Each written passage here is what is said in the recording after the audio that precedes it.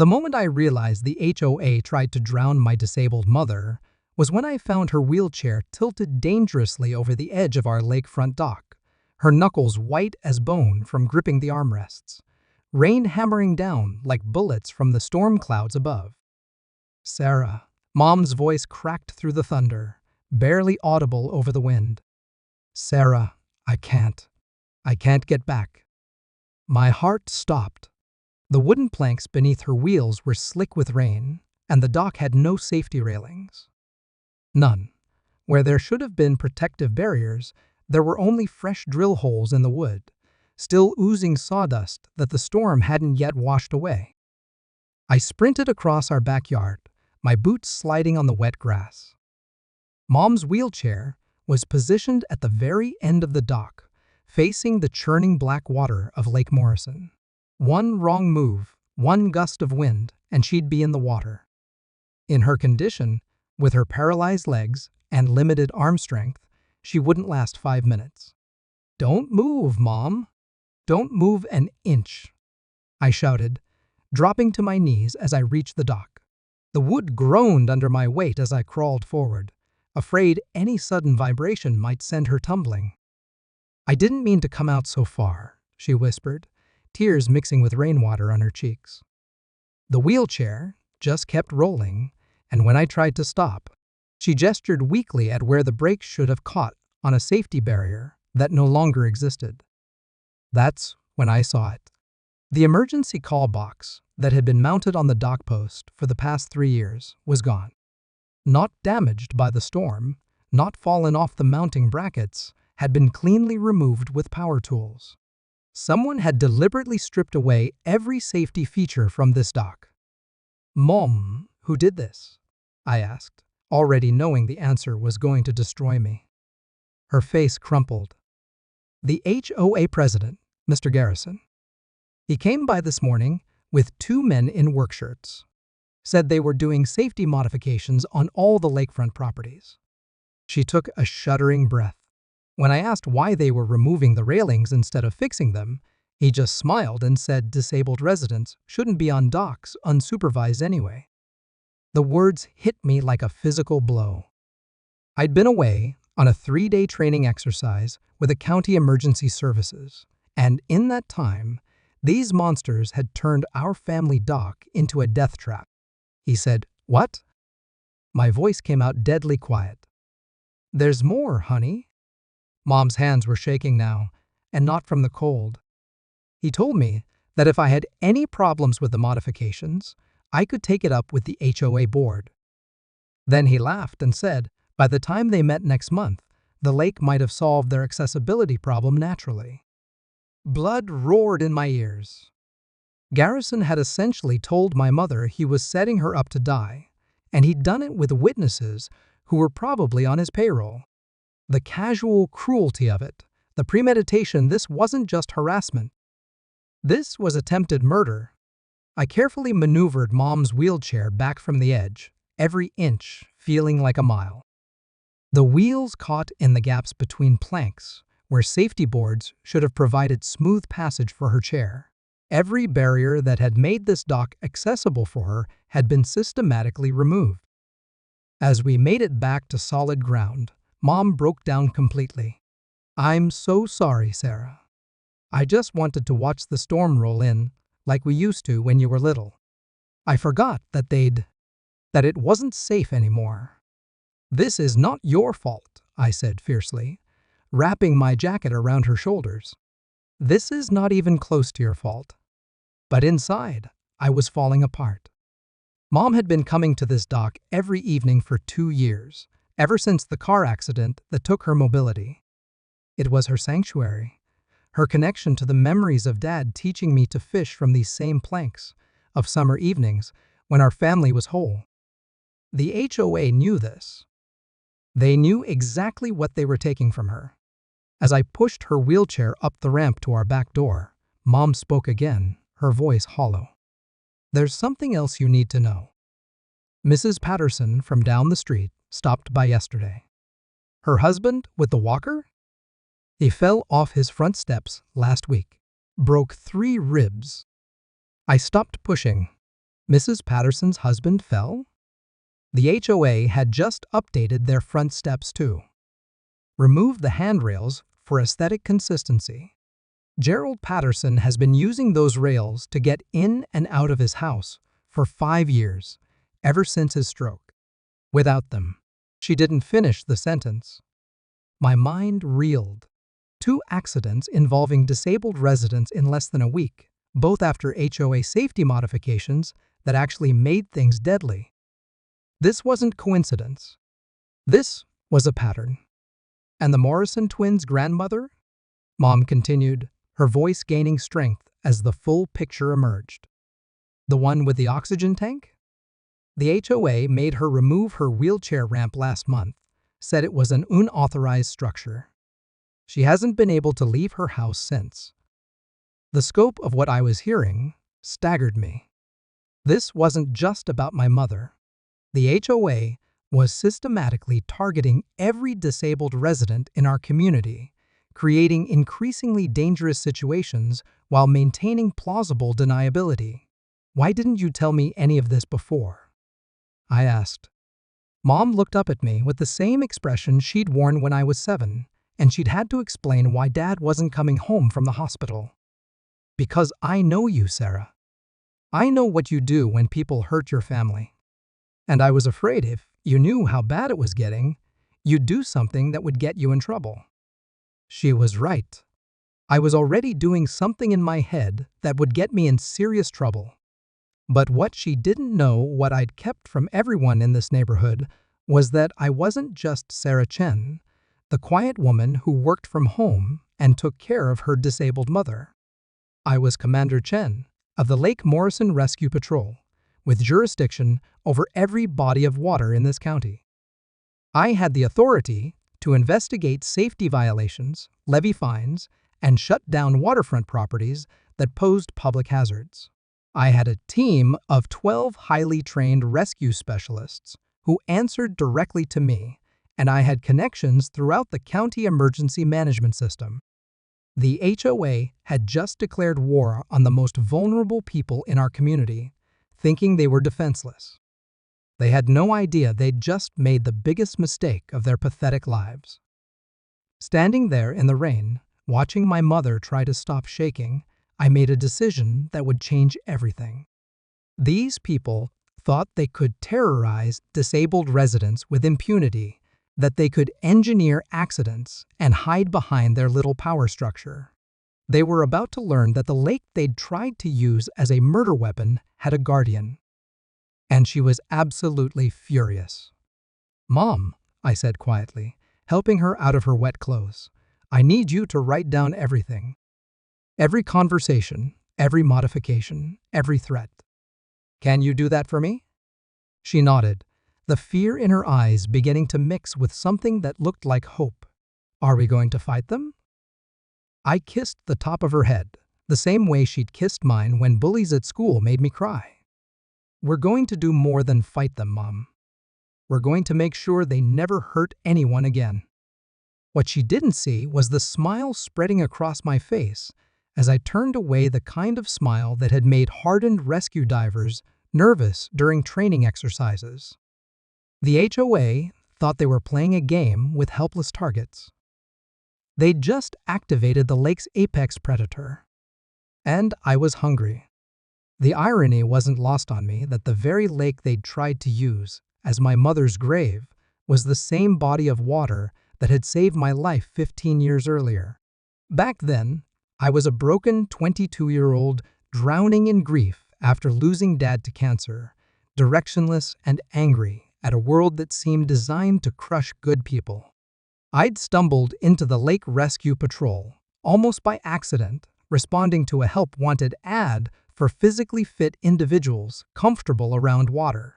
What I thought would be a summer job, teaching rich kids to kayak, turned out to be intensive rescue training under Captain Rodriguez, a former Navy SAAL who'd lost his leg in Afghanistan and dedicated his life to preventing others from drowning. "Chen," he'd said, after watching me drag a 200-pound dummy from 40 feet of murky water during my first week, "you've got something most people don't. You get angry when people are in danger, and you use that anger to save them instead of destroy things. He was right. Every rescue felt personal. Every life saved was a small victory against the chaos that had taken my father. I threw myself into the work with an obsession that worried my colleagues and thrilled my instructors. Within 3 years, I'd earned certifications in swift water rescue, underwater recovery, emergency medical response, and crisis management. By 28, I was the youngest commander in the patrol's history, responsible for all water safety operations across 3 counties. My team respected me not because I was the boss, but because I'd never asked them to take a risk I wouldn't take first. I'd pulled drowning children from ice-cold water, recovered bodies from submerged cars, and coordinated rescues during flash floods that made seasoned veterans nervous. But the real reason I threw myself so completely into this work was Mom. After Dad died, she'd tried to be everything: mother, father, provider, caregiver to her own grief-stricken daughter. She worked double shifts at the hospital, where she'd been a nurse for 20 years, came home to cook my favorite meals, and pretended she wasn't crying herself to sleep every night. The car accident happened on a Tuesday morning in October, 3 years into my tenure as commander. Mom was driving to work early for a double shift, trying to save money for the college tuition I'd been too depressed to pursue. A drunk driver ran a red light and slammed into her passenger side, going 60 miles per hour. I got the call while I was conducting a training exercise on the north end of Lake Morrison. "Commander Chen, we need you at St. Mary's Hospital immediately. Your mother's been in an accident."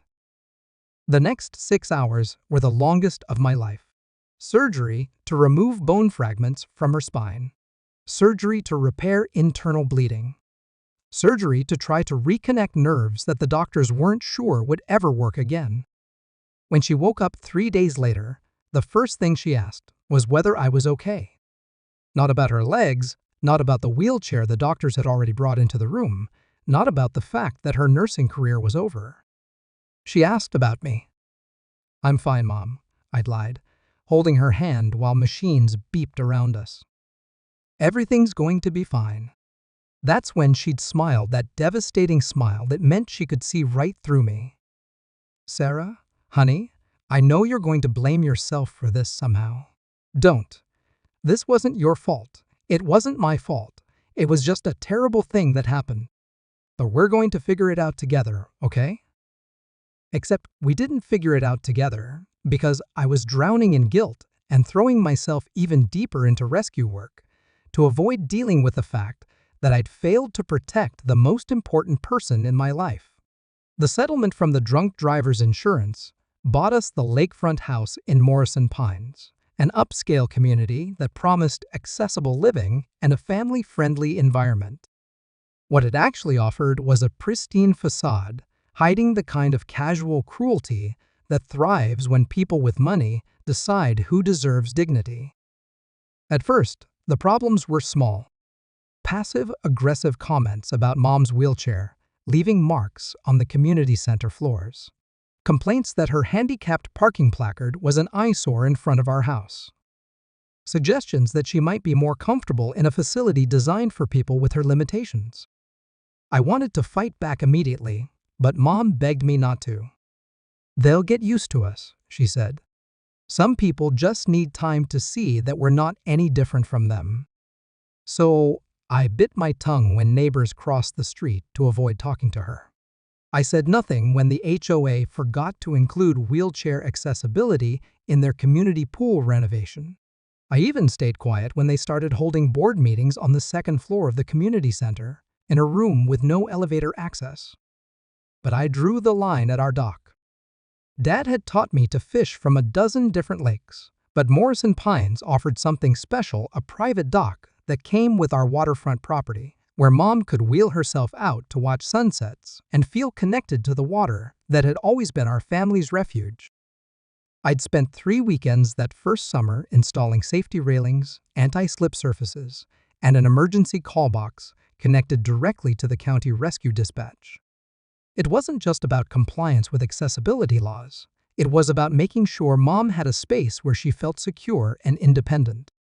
Every evening for 2 years, she'd wheel herself out to that dock with her coffee and her book. Sometimes she'd call me over to point out a family of ducks or a particularly spectacular sunset.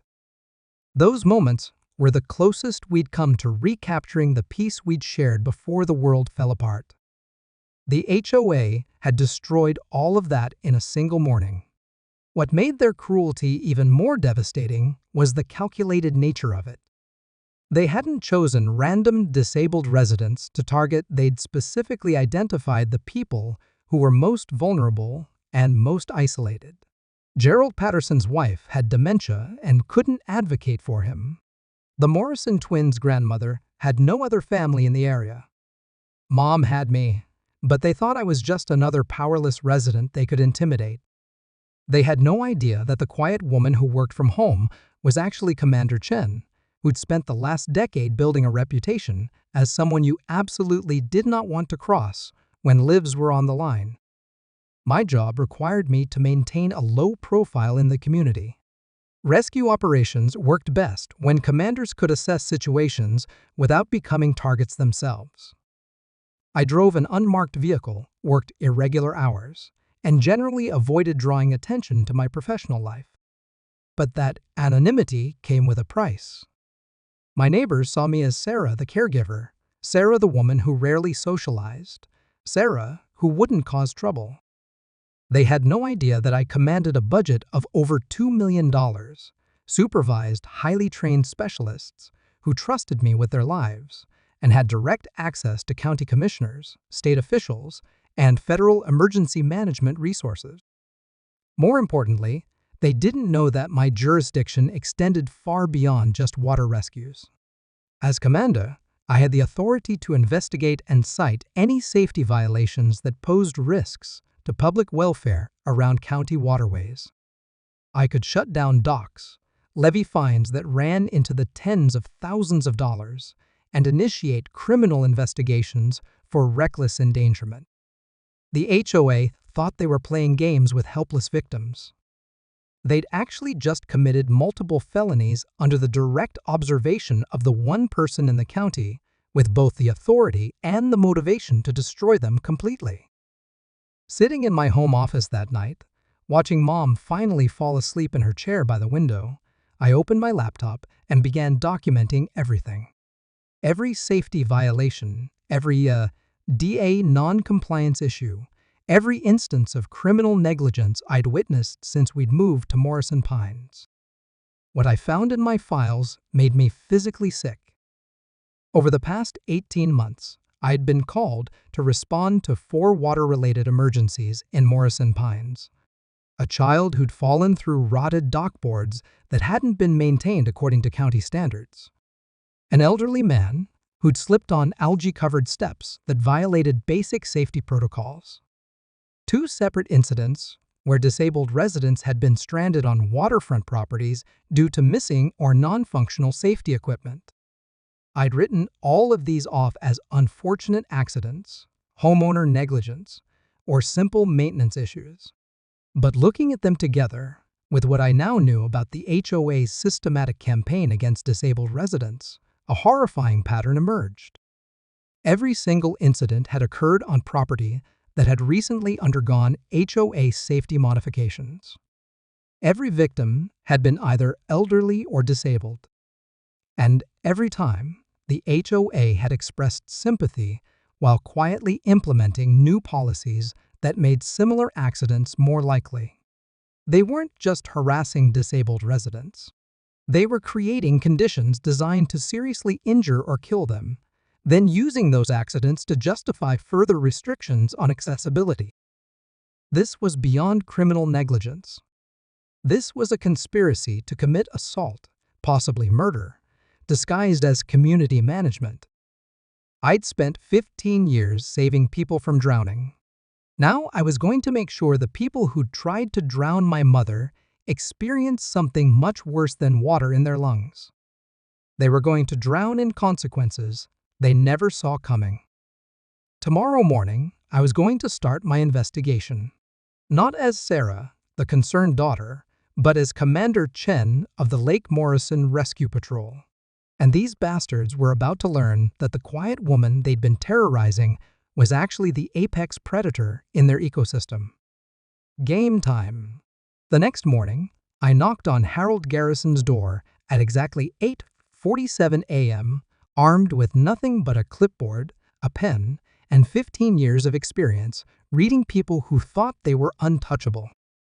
Garrison answered in a silk bathrobe that probably cost more than most people's monthly rent, coffee mug in hand, looking like a man who'd never faced a consequence he couldn't buy his way out of.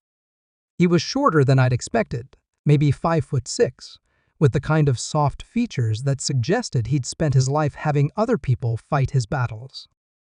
Sophisticated image, I repeated, writing it down. And the emergency call box? Unnecessary clutter, he said, waving his hand dismissively. We've never had a water emergency in this community that required such dramatic equipment. Frankly, we felt it sent the wrong message to potential buyers about the safety of our lake. I looked up from my notes. What message would that be? That we expect people to get into trouble, Garrison said, leaning forward slightly. Successful communities don't advertise their problems, Miss Chen. They eliminate them. The word eliminate hung in the air between us, like a threat, which I was fairly certain was exactly how he'd intended it. And you consider my mother a problem? His expression didn't change, but something shifted in his posture. I consider residents who require special accommodations to be challenging for community harmony. Your mother's situation is unfortunate, of course, but we can't redesign our entire neighborhood around one person's limitations. Even when those limitations are protected by federal disability law. Garrison laughed, and the sound made my skin crawl. Oh, Mrs. Chen, you clearly don't understand how these things work. The ADA applies to public accommodations, not private community standards. We're perfectly within our rights to maintain aesthetic consistency across our waterfront properties. He was wrong, but the confidence with which he delivered the lie told me he'd been using this line for a while. How many other families had he convinced that they had no legal recourse? What about Gerald Patterson's handrails? I asked. Were those also removed for aesthetic reasons? The Patterson situation was a safety issue, Garrison replied smoothly. Those rails were installed without proper permits, and our insurance company expressed concerns about liability. We had to act quickly to protect the community. By removing the safety equipment, an elderly stroke victim needs to enter his own home? By ensuring that our properties meet current safety standards, he corrected. If Mr. Patterson requires assistance, there are facilities better equipped to handle his needs. There it was. The same suggestion Mom had received, delivered with the same veneer of concern, masking the same message. Disabled people didn't belong in Morrison Pines. And what about the wheelchair ramp you made Mrs. Morrison remove? Garrison's patience was clearly wearing thin, but he was still enjoying himself. Unauthorized structures violate our architectural guidelines, Mrs. Chen. We can't make exceptions just because someone finds them convenient. Convenient, I repeated, writing again. Not necessary for medical access, just convenient. Look, he said, setting down his coffee mug with enough force to make his point. I'm going to be direct with you because I think you need to hear this. Morrison Pines is a premium community with premium standards. We work very hard to maintain property values and community appeal for the kind of residents we want to attract. And what kind of residents do you want to attract? Successful people, he said without hesitation. People who contribute to the community rather than requiring accommodations from it. People who understand that living in a place like this means maintaining certain standards. Standards that exclude disabled people. Standards that prioritize the needs of the majority over the demands of a few outliers, he corrected. Your mother chose to move here knowing what kind of community this is. If our standards don't suit her needs, There are other options available. The mask was slipping now. What had started as political doublespeak was becoming explicit discrimination, and Garrison was too arrogant to realize he was confessing to federal crimes. Other options, I said, such as, "There's a lovely assisted living facility about 20 minutes away," he said, pulling out his phone. "The Willows, I think it's called. Much more appropriate for someone in your mother's condition. My mother doesn't need assisted living. She needs a community that doesn't sabotage her safety equipment." Garrison's smile finally disappeared. "Mrs. Chen, I think you're misunderstanding something fundamental here. Your mother's safety equipment, as you call it, was removed because it violated community standards. If she can't safely use our waterfront properties without special modifications, then perhaps she shouldn't be using them at all. Are you saying disabled residents aren't welcome on community waterfront property?" "I'm saying that residents who can't meet our safety standards put themselves and others at risk," he replied. "The board has a responsibility to all residents, not just those with special needs." I made another note, though what I was really doing was giving myself time to control my temper. "And you believe removing safety equipment makes the waterfront safer?" "I believe maintaining consistent standards prevents liability issues," he said. "When we make exceptions for one person's limitations, we create precedents that can expose the entire community to legal risks." "Legal risks," I repeated. "Like a DA non-compliance lawsuits?" Garrison actually laughed. "Mrs. Chen, do you know how much money this community generates in legal fees every year? We have 3 law firms on retainer. If your mother thinks she has grounds for a disability lawsuit, she's welcome to try. I promise you, she'll find the experience educational." The arrogance was breathtaking. He wasn't just admitting to discrimination. He was bragging about having the resources to fight any legal challenges. In his mind, money made him untouchable.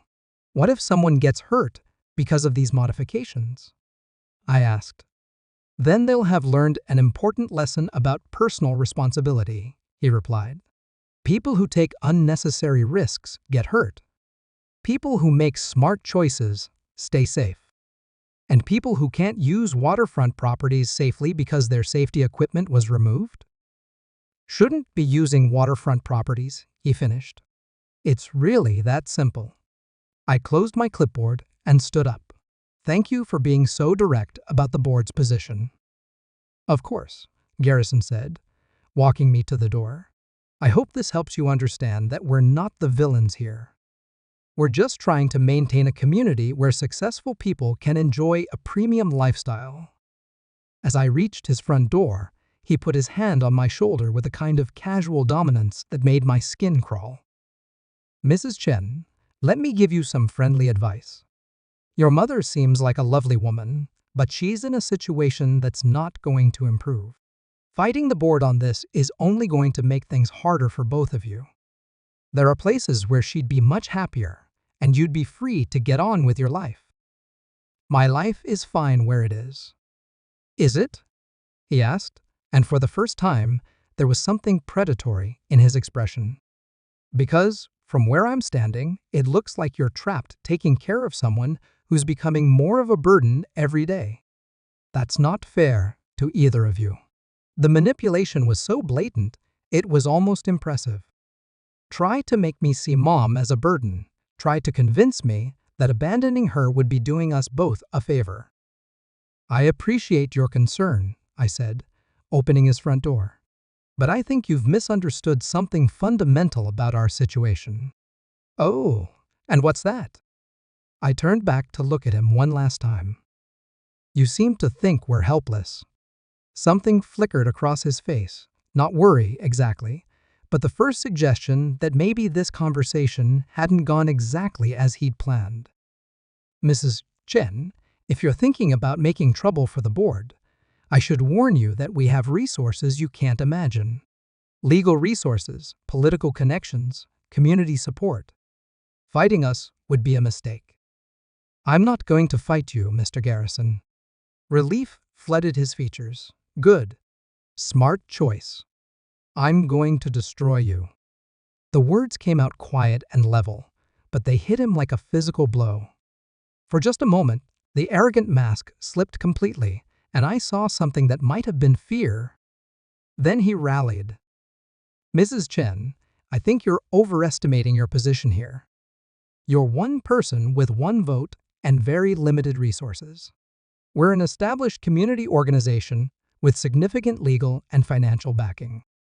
If you want to make this a war, you're going to lose badly. I smiled, and it was the kind of smile that had made my rescue team nervous during high-stakes operations. Mr. Garrison, you just spent 30 minutes confessing to federal crimes while threatening disabled residents. You documented your discrimination, your deliberate creation of dangerous conditions, and your conspiracy to force disabled people out of the community. His face went pale. That's not. I never said. You said disabled residents were problems to be eliminated. You said people who needed accommodations didn't belong here. You admitted to removing safety equipment because you wanted disabled people to stop using community properties. You threatened my mother with assisted living if she didn't comply with discriminatory policies. Those were, you're taking things out of context. And you did it all while assuming I was just another helpless resident you could intimidate. Garrison was backing away from me now, and I could see his mind racing, trying to figure out how badly he'd just screwed himself. Who are you? He asked quietly. I handed him my card. Not Sarah Chen, concerned daughter. Commander S. Chen, Lake Morrison Rescue Patrol. County Emergency Services. Federal jurisdiction over waterway safety. The color drained from his face completely. Sweet dreams, Mr. Garrison, I said, walking away. You're going to need them. Tomorrow, the real war would begin. The emergency meeting of the Morrison Pines HOA board was called for 7 p.m. on Thursday evening, exactly 72 hours after Harold Garrison had received my business card. I arrived at 6:45, not as Sarah Chen, the concerned daughter, but as Commander Chen of the Lake Morrison Rescue Patrol, accompanied by Deputy Commander Martinez, County Safety Inspector Williams, and a briefcase full of documentation that was going to end several careers. The community center had never seen an assembly like this. Word had spread through Morrison Pines. Like wildfire, the quiet woman from Lakeside Drive was apparently some kind of government official, and she was coming for the HOA. Every seat was filled, with people standing along the walls and spilling out into the hallway. I spotted Mom near the front, her wheelchair positioned where she had a clear view of the proceedings. She gave me a small nod, and I could see pride mixed with anticipation in her eyes. Garrison was already seated at the board table, flanked by two men in expensive suits who had emergency legal counsel written all over them. He looked like he hadn't slept in days, which was probably accurate. When he saw me walk in, wearing my official uniform, complete with badge and shoulder insignia, his face went ashen. Ladies and gentlemen, I announced, my voice carrying easily across the packed room, I'm Commander Sarah Chen of the Lake Morrison Rescue Patrol. I'm here tonight to present the findings of a safety investigation that began 3 days ago following a near-fatal incident involving a disabled resident on community waterfront property. The murmur that rippled through the crowd was immediate and intense.